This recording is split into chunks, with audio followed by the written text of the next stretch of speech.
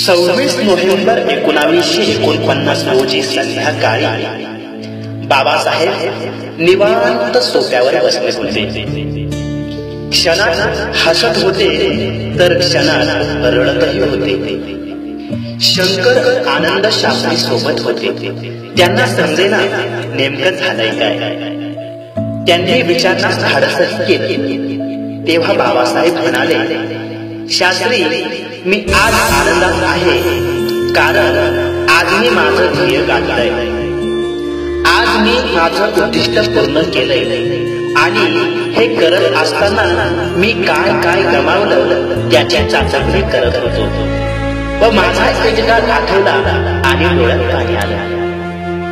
माझा एक काळ असा होता शास्त्री, ज्या काळी माझ्या खिशात एकही रुपया नव्हता व नेमका त्याच वेळी माझा राजरत्न आजारी पडला होता. माझ्या राजरत्नला ताप आला होता. त्याचं शरीर तापाने फणफणत होतं, परंतु त्याच्या औषध उपचारासाठी माझ्या खिशात एकही रुपया नव्हता. माझं राजरत्नवर खूप प्रेम होतं शास्त्री.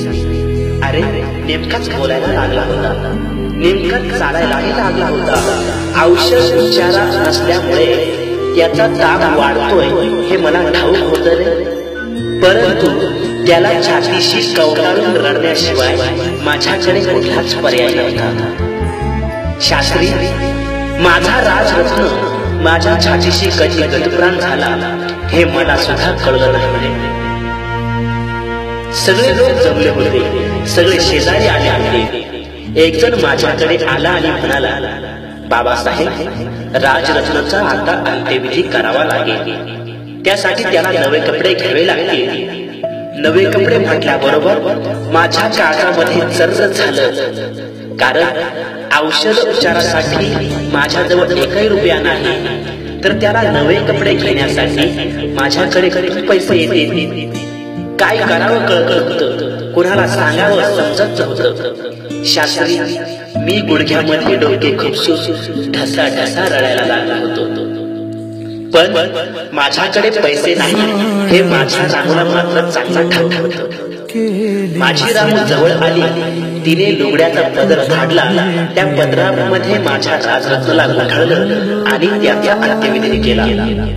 परंतु आज मला असं वाटत आहे की माझ्या त्या राजरत्नाच्या बलिदानाचं आज सार्थक झालं, कारण आज मला असं वाटतंय की माझा एक राजरत्न गेला तर काय झालं, याच्यानंतर येणारे माझे कोट्याने कोटी राजरत्न उद्या काय कोटात आणि सूटबुटात येणार आहे व याच्यानंतर येणारा माझा एकही राजरत्न हा बिन औषधाचा मरणार नाही व एकही राजरत्न हा बिन कपड्याचा चितेवर जळणार नाही, याचं मी सुख अनुभवतोय. मित्रांनो, त्याच राजरत्नाच्या बलिदानामुळे आज आपण शिकलो, सवरलो, मोठे झालो, नोकऱ्याला लागलो. परंतु त्या बाबासाहेबांसाठी आपण काय केलं हे प्रत्येकाने आपापल्या काळजाला विचारण्याचा प्रश्न आहे.